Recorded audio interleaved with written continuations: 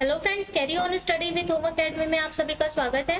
आज इस वीडियो में हम बात कर रहे हैं 28 से 31 अक्टूबर 2023 के महत्वपूर्ण करंट अफेयर्स के बारे में, जिसमें हम देखेंगे छत्तीसगढ़ राष्ट्रीय और अंतर्राष्ट्रीय के यानी कि छत्तीसगढ़ नेशनल और इंटरनेशनल के महत्वपूर्ण करंट अफेयर्स को। तो अगर आप किसी भी प्रतियोगी परीक्षाओं की तैयारी कर रहे हैं तो इस करंट अफेयर्स के वीडियो को पूरा देखिएगा। और अगर आपने चैनल सब्सक्राइब नहीं किया है तो सबसे पहले चैनल को सब्सक्राइब कर लीजिए, जिससे हमारे सभी वीडियो आपको आसानी से अवेलेबल हो सके। तो चलिए बिना देरी किए स्टार्ट करेंगे।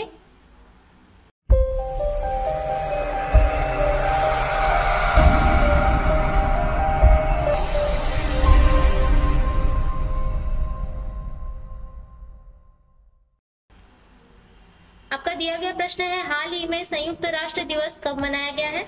तो याद रखिएगा 24 अक्टूबर को हर साल 24 जो है संयुक्त राष्ट्र दिवस 24 अक्टूबर को मनाया जाता है।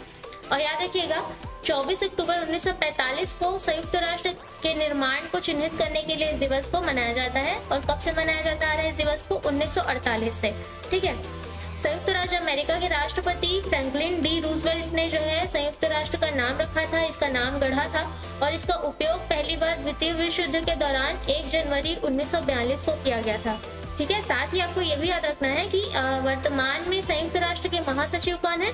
तो एंटोनियो गुटेरस है वर्तमान में संयुक्त राष्ट्र के महासचिव। ठीक है। इस प्रश्न से आपको इतनी जानकारी प्राप्त होगी और इन सभी को आप याद रख लीजिए।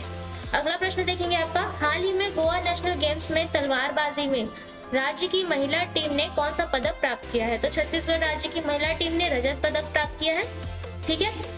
37th नेशनल गेम्स जो कि गोवा में आयोजित किए गए हैं। विस्तार पर बात करेंगे। गोवा नेशनल गेम्स में पहली बार तलवारबाजी में राज्य की नवोदित खिलाड़ियों ने रजत पदक जीता है।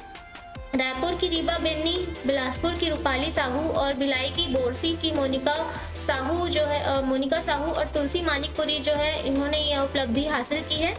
ठीक है। पोल मलखंब के व्यक्तिगत मुकाबले में मांगडू पोडियाम ने जो है कांस्य पदक जीता है इसमें। और इसलिए साथ ही छत्तीसगढ़ के नाम अब तक जो है कुल 6 मेडल हो चुके हैं। ठीक है। चलिए अगला प्रश्न है आपका, याद रखेंगे ये सभी करंट अफेयर जो है 28 से 31 अक्टूबर के करंट अफेयर है। ठीक है। आपका अगला प्रश्न है, हाल ही में छत्तीसगढ़ विधानसभा चुनाव में मतदाताओं की उंगली पर लगने वाली स्याही कहां से मंगवाई गई है, कहां से आने वाली है? तो ये स्याही जो है मैसूर से आने वाली है। ठीक है। विस्तार में बात करेंगे। जैसे कि आप सभी को पता है कि 17 नवंबर को मतदान जो है ये आयोजित हो रहा है, जिसमें मतदाताओं की उंगली पर लगने वाली अमिट स्याही Mysore paints and varnish limited से मंगाई गई है।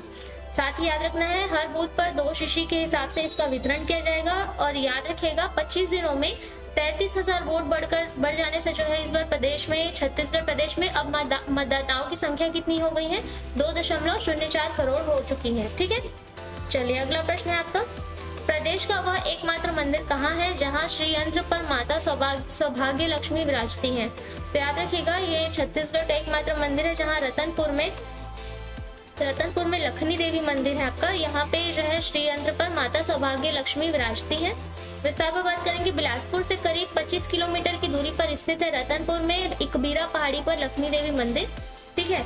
इस मंदिर पे पुष्पक विमान की आकृति का ये मंदिर है जिसके अंदर श्रीयंत्र बना हुआ है। और यहाँ 259 सीढ़ियाँ 259 सीढ़ियाँ हैं इस मंदिर में। और ये जो है 844 साल पुराना मंदिर है। इसका निर्माण कलचूरी राजा रत्नदेव तृतीय के प्रधानमंत्री पंडित गंगाधर राव ने वर्ष 1189 में 1179 में जो है इसका निर्माण करवाया था। ठीक है। अगला प्रश्न है आपका, प्रदेश में पहाड़ी मैना के संरक्षण और संवर्धन के लिए बस्तर के कांगेर घाटी राष्ट्रीय उद्यान के द्वारा कौन सी पहल जारी है? तो बस्तर के कांगेर घाटी राष्ट्रीय उद्यान के द्वारा मैना मित्र योजना जो है जारी की गई है पहाड़ी मैना के संरक्षण और संवर्धन के लिए। ठीक है। विस्तार पर बात करेंगे।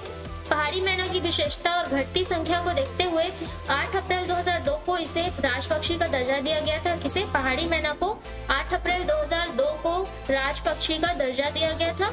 2 साल की इस परियोजना के कारण विलुप्त हो रही जो ये पहाड़ी मैना है इसकी प्रजाति अब बढ़ रही है। ठीक है। अगला प्रश्न है आपका, भारत में हर साल राष्ट्रीय एकता दिवस या एकता दिवस कब मनाया जाता है? तो याद रखिएगा 31 अक्टूबर को हर साल राष्ट्रीय एकता दिवस मनाया जाता है। विस्तार पर बात करेंगे। 31 अक्टूबर को सरदार वल्लभ भाई पटेल की जयंती के अवसर पर यह दिवस मनाया जाता है। उनका जन्म 1875 में यानी कि 31 अक्टूबर 1875 में खेड़ा जिले के नडियाद में हुआ था। राष्ट्रीय एकता दिवस 2014 से मनाया जाता आ रहा है। ठीक है। इसे जो है 2014 से मनाया जाता है। और 31 अक्टूबर को एक और दिवस मनाया जाता है, राष्ट्रीय संकल्प या राष्ट्रीय प्रतिज्ञा दिवस के रूप में भी मनाया जाता है। और इस दिवस को इंदिरा गांधी की हत्या को चिन्हित करने के लिए मनाया जाता है। तो यह दोनों दिवस आपको याद रखना है। अगला प्रश्न है आपका, हाल ही में किसने गोवा मैरीटाइम कॉन्क्लेव 2023 को संबोधित किया है? तो रक्षा मंत्री राजनाथ सिंह द्वारा जो है गोवा मैरीटाइम कॉन्क्लेव 2023 को संबोधित किया गया है। विस्तार पर बात करेंगे। गोवा मैरीटाइम कॉन्क्लेव 2023 का चौथा संस्करण 29 से 31 अक्टूबर 2023 तक भारतीय नौसेना द्वारा नेवल वॉर कॉलेज गोवा में आयोजित किया गया। इस वर्ष का इसका विषय है हिंद महासागर क्षेत्र में समुद्री सुरक्षा, सामान्य समुद्री प्राथमिकताओं को सहयोगात्मक शमन ढांचे में परिवर्तित करना।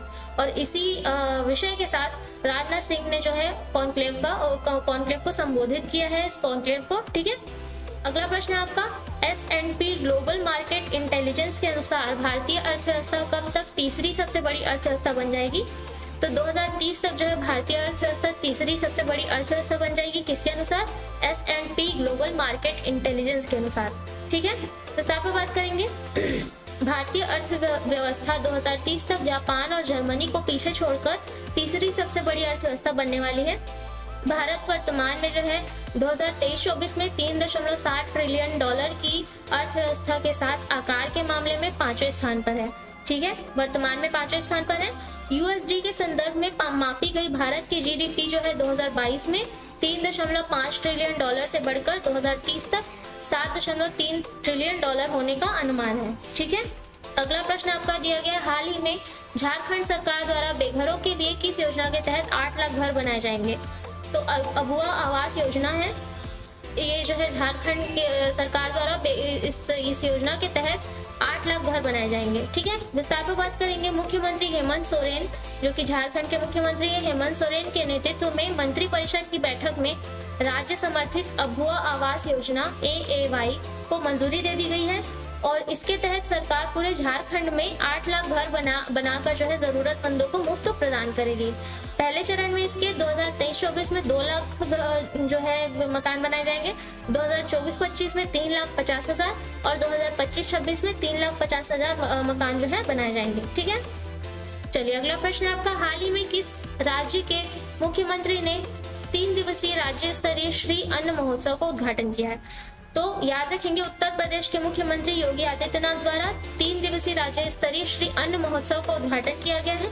ठीक है, विस्तार पर बात करेंगे इसके। उत्तर प्रदेश कृषि अनुसंधान परिषद के 34वें स्थापना दिवस के अवसर पर योगी आदित्यनाथ द्वारा जो है 27 अक्टूबर को लखनऊ के इंदिरा गांधी प्रतिष्ठान में श्री अन्न महोत्सव का उद्घाटन किया गया है।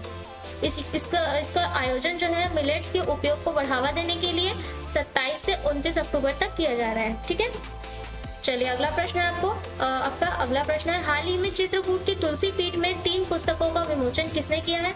तो चित्रकूट की तुलसी पीठ में जो है 3 पुस्तकों का विमोचन प्रधानमंत्री नरेंद्र मोदी द्वारा किया गया है।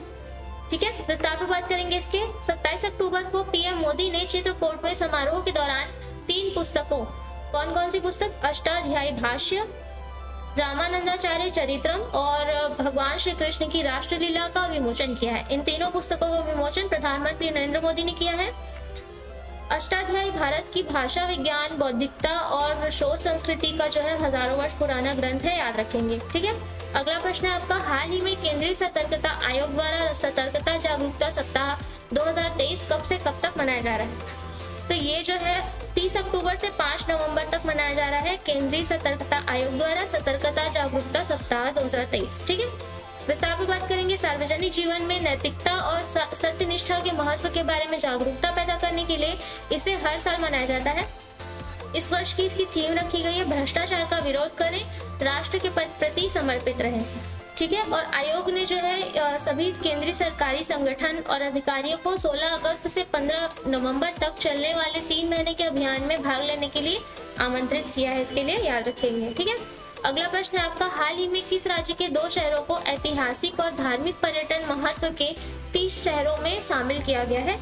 तो पंजाब के जो है 2 शहरों को ऐतिहासिक और धार्मिक पर्यटन महत्व के 30 शहरों में शामिल किया गया है।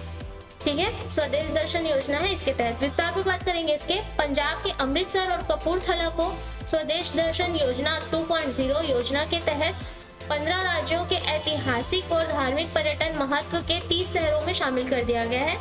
इससे पहले इस योजना में 2018-19 में जो है श्री आनंदपुर साहिब, श्री फतेहगढ़ साहिब, चमकौर साहिब, फिरोजपुर, खटकर कलां, पटियाला और कलानौर को जो है चुना गया था इसके लिए। ठीक है, अगला प्रश्न आपका दिया गया है, हाल ही में किस देश के पूर्व प्रधानमंत्री ली केकियांग का 68 वर्ष की आयु में निधन हो गया है?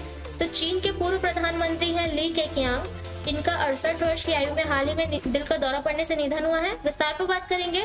पूर्व प्रधानमंत्री ली केकियांग ने 2013 से मार्च 2023 में अपनी सेवानिवृत्ति तक, ठीक है, इनकी सेवानिवृत्ति मार्च 2023 में हुई है। तो सेवानिवृत्ति तक जो है राष्ट्रपति शी जिनपिंग के अधीन चीन के मंत्रिमंडल का नेतृत्व किया था। और ली को जो है 2007 में पार्टी की केंद्रीय समिति में जो है केंद्रीय समिति द्वारा जो है नियुक्त किया गया था। ठीक है, हाल ही में उनका दिल का दौरा पड़ने से निधन हुआ है। ठीक है, अगला प्रश्न है आपका, हाल ही में भारतीय स्टेट बैंक का ब्रांड एम्बेसडर किन्हें नियुक्त किया गया है? तो इसका आंसर आपको कमेंट बॉक्स पर देना है।